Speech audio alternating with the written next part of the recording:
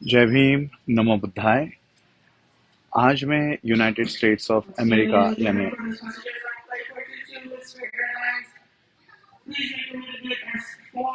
2 minute.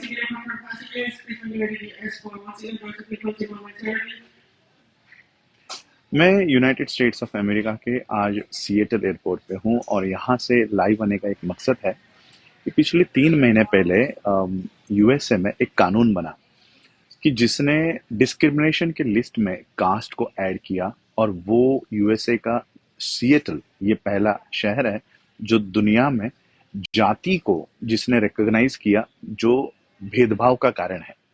कई सारे अम्बेडकराइट्स, fake अम्बेडकराइट्स या नकली अम्बेडकराइट्स मूवमेंट में घुसकर ये बताने की कोशिश कर रहे हैं कि कास्ट जो है ये यूनिवर्सल है, वैश्विक संस्था है। यानी जाति जो है ये पूरी दुनिया में होती है और पूरी दुनिया में जातिवाद होता है। ऐसे कुछ फेक अम्बेडकराइट्स हमारे भारत में अपने आप को इंटेलेक्चुअल बताकर ये बातें घोषित कर रहे हैं। अगर जाति ये वैश्विक होती तो सिएटल में जिन लोगों ने कास्ट को डिस्क्रिमिनेशन का लिस्ट में ऐड करने के लिए संघर्ष किया, उन्हें पूछिए कि क्या कास्ट को वो ऐड कर रहे थे। डिस्क्रिमिनेशन, भेदभाव पूरी दुनिया में अलग अलग वजह से होता है। जैसे रेस पे, वर्ण पे होता है, कलर पे होता है, लैंग्वेज पे होता है, सेक्सुअल ओरिएंटेशन पे होता है। तो ये सारे भेदभाव के कारण पूरे दुनिया में फैले हुए हैं जो रिकॉग्नाइज्ड है।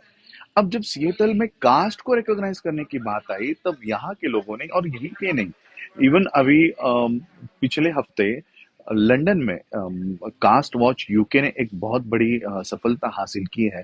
वहां पर कोई बाजवा नाम का जातिवादी, मनुवादी, उसने एक पर्टिकुलर कास्ट के लिए एक टिकटॉक वीडियो बनाया।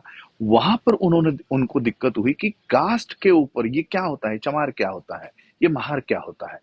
पहले तो इन लोगों को पता नहीं होता, दुनिया के लोगों को ये बात पता नहीं होती कि ये जाति क्या होती है। पहले तो हमें जाति एक्सप्लेन करने के लिए सालों साल निकल जाते हैं।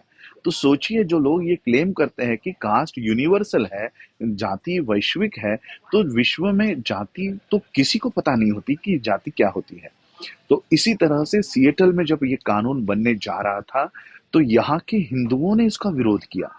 बाबा साहब अम्बेडकर जी ने कास्ट इज इन इंडिया में जो उनका ऐसे है उनमें बाबा साहब ने लिखा, if Hindus migrate to world that caste will be world problem.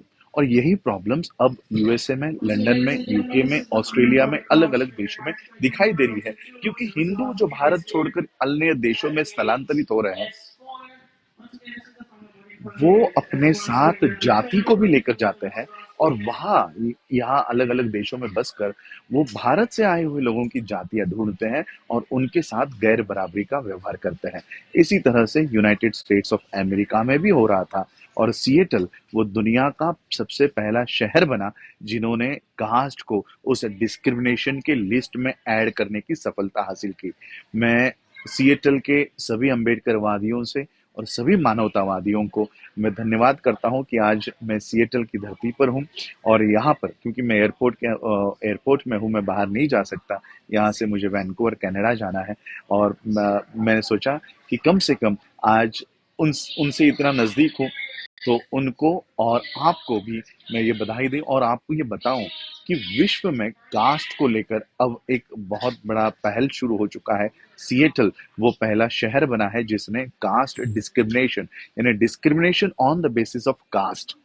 पहले तो discrimination on the basis of race हुआ करता था, जो अप्रूव था, मान्य था कि रेस के ऊपर डिस्क्रिमिनेशन हो सकता है, सेक्स के ऊपर डिस्क्रिमिनेशन हो सकता है, मेल फीमेल।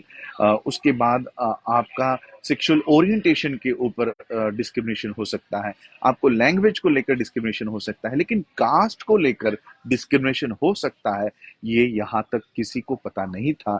ये बात सिएटल के अम्बेडकरवादियों ने, मानवतावादियों ने यहाँ पर साबित की और आज मैं इसी सिएटल की धरती पर हूँ। तो ये ऐतिहासिक बात मैं आप लोगों को बताने के लिए आया था। यहाँ से मैं वैंकूवर जाऊँगा। वैंकूवर में 1 हफ्ते doctor B R Ambedkar symposium का वहाँ पर आयोजन किया गया है और पूरे विश्व से अम्बेडकराइट्स वहाँ पर पहुँच रहे हैं। कई लोग तो पहुँच चुके हैं और यूनिवर्सिटी ऑफ ब्रिटिश कोलंबिया वहाँ पर ये सारा संगोष्ठी विचार मंथन वहाँ होने जा रहा है। मैं भी कुछ घंटों में वैंकूवर पहुँच जाऊँगा और अगर मुझे वाईफ़ाई उपलब्ध हुआ तो मैं इस कॉन्फ्रेंस को भी आप लोगों के सामने रखूँगा। जय भीम, नमो बुद्धाय।